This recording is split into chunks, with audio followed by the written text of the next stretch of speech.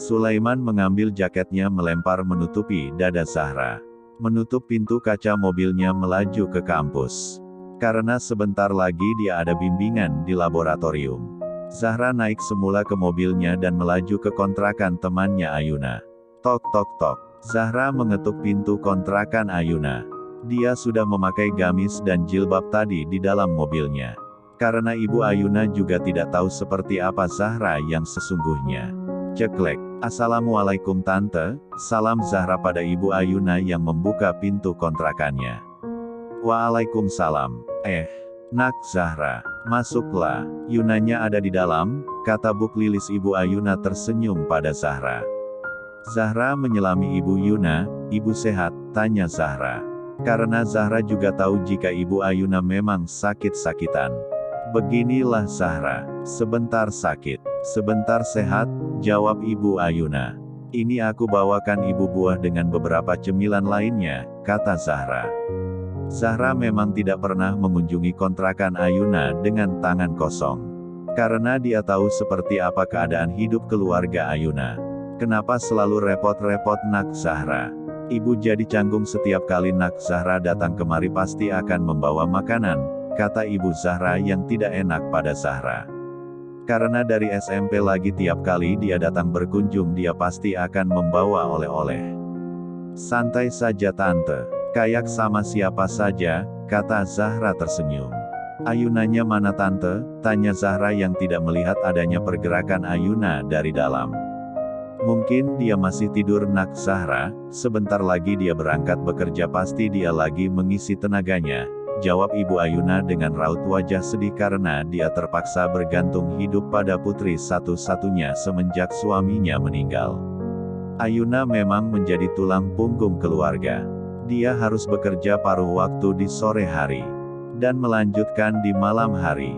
Ayuna harus membanting tulang untuk kebutuhan ibu juga dirinya sendiri. Apalagi beberapa tahun ini ibunya sering sakit-sakitan, dia sering kehabisan uang untuk membeli obat ibunya. Ayahnya sudah meninggal beberapa tahun lalu.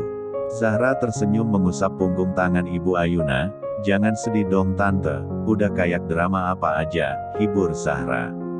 Ah maaf ibu jadi baperan, ya sudah, nak Zahra masuk ke dalam saja.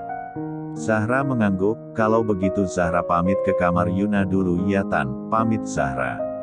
Ya, masuk saja nak Zahra. Zahra tersenyum dan masuk ke dalam kamar Ayuna. Tiba di dalam Ayuna memang masih tidur. Karena dia harus mengisi tenaganya untuk pekerjaan sore hingga malam nanti. Zahra membaringkan tubuhnya di dekat Ayuna. Kamar Ayuna hanya memiliki sebuah kasur kecil dan tidak memiliki ranjang. Hidup Ayuna memang sangat menyedihkan. Jika dia tidak memiliki mata kuliah, maka dia akan membuat kue lalu jualan keliling untuk menambah pendapatan juga untuk menyambung obat ibunya yang sudah beberapa tahun ini bergantung hidup dengan obat. Zahra terbangun dan melihat jam ternyata sudah sore hari. Zahra melihat ke sampingnya Ayuna sudah tidak ada. Dia sudah berangkat bekerja. Zahra menemui satu nota kecil di dekat kasur Ayuna. Ra, maaf gue enggak bangunin elo. Gue liat lo tidurnya pulas banget. Jadi gue enggak bangunin. Gue kerja dulu ya dada. Assalamualaikum. Seperti itulah kira-kira pesan yang disimpan oleh Ayuna di sebuah nota kecil. Zahra berdiri dari duduknya juga pamit pada Ibu Ayuna untuk pulang ke rumah. Di jalan Zahra melihat ada sebuah penjual jajan di pinggir jalan, dia langsung turun untuk membelinya. Tapi tiba-tiba ada seorang anak kecil yang berlari di tengah jalan dan kebetulan ada mobil yang melaju dengan kencang. Awas! Teriak Zahra langsung mertai anak kecil itu menariknya menghindari mobil. Zahra terjatuh dengan kaki yang keseleo. Arkeh! Teriak Zahra memegang kakinya dengan sebelah tangannya masih memeluk anak kecil tersebut. Ustadz Sulaiman yang juga kebetulan ada di jalanan itu melihat Zahra yang menyelamatkan anak kecil dan terjatuh. Dia buru-buru memarkir mobilnya turun dari mobil dan menghampiri Zahra. Kau tidak apa-apa? Tanya Ustadz Sulaiman mengambil anak kecil dalam pelukan Zahra. Kakiku sakit, kata Zahra masih memegang kakinya. Tiba-tiba mama dari anak itu datang dengan panik dari tadi mencari anaknya. Astaga, Mbak tidak apa-apa. Terima kasih sudah menyelamatkan anak saya Mbak. Saya jualannya di sana. Anak ini keluar dari warung dan aku tidak melihatnya. Bagaimana jika saya hantar Mbak ke rumah sakit untuk memeriksa Mbaknya? Kayak mama anak itu panjang lebar merasa bersalah melihat Zahra yang sedang kesakitan. Aku tidak apa-apa Mbak. Bawa saja anaknya kembali. Takutnya nanti berjalan lagi di jalan. Ya, nanti saya yang menolongnya, sahut Sulaiman yang dari tadi diam. Baiklah, terima kasih, ibu dan anak itu langsung beredar dari sana. Zahra menatap kesal pada Sulaiman yang hanya berdiri melihatnya. Ditolongin kek, katanya tadi mau ditolongin, kata Zahra kesal melihat Sulaiman. Sebenarnya Ustadz Sulaiman ingin menolong Zahra. Tapi dia bingung bagaimana caranya. Dia tidak mungkin kan menyentuh Zahra. Secara dia memang tidak pernah bersentuhan dengan lawan jenisnya selain dari adik juga uminya dan Zahra yang memegangnya tempo hari. Menarik nafas berat dan menghampiri Zahra yang cemberut masih duduk di pinggir jalan. Sulaiman mengulurkan tangannya untuk menarik Zahra.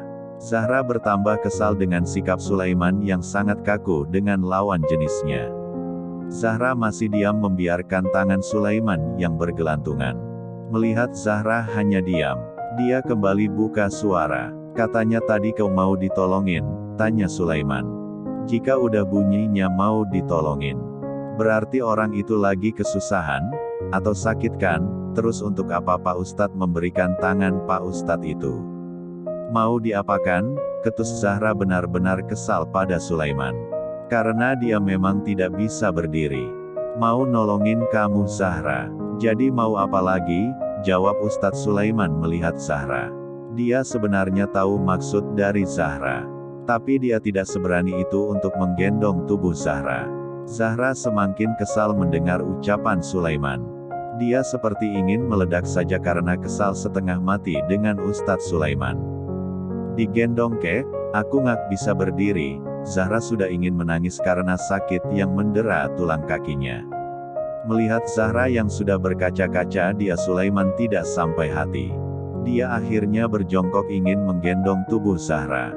Tapi dia masih terdiam dengan tangan yang bergantungan dia benar-benar gugup ingin menggendong tubuh Zahra.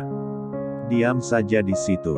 Sekalian kita tidur saja di jalanan ini, kata Zahra yang tidak berhenti mengoceh dengan air mata yang sudah jatuh tapi dia menepisnya dengan cepat. Kakinya benar-benar sangat sakit saat ini. Ustadz Sulaiman akhirnya mengangkat tubuh Zahra. Zahra refleks mengayunkan tangannya di leher Sulaiman. Sulaiman mulai berjalan membawa Zahra ke mobilnya. Mereka berdua sama-sama canggung dengan posisi yang sangat dekat seperti itu. Untung tadi Zahra memakai baju syairnya dan jilbab. Jadi mereka tidak bersentuhan secara langsung. Wajah Zahra bersemu merah. Ini pertama kali dia sedekat itu dengan laki-laki membuat dia benar-benar gugup. Tapi dia sengaja menutupi gugupnya. Dia tidak mau jika Ustadz Sulaiman tahu jika dia sedang gugup. Karena dia tahu pasti Sulaiman menganggapnya wanita gampangan dari awal bertemu. Dan memang itu tujuan Zahra yang sebenarnya. Dia ingin jika Sulaiman menganggapnya murahan dan membatalkan perjodohan di antara mereka.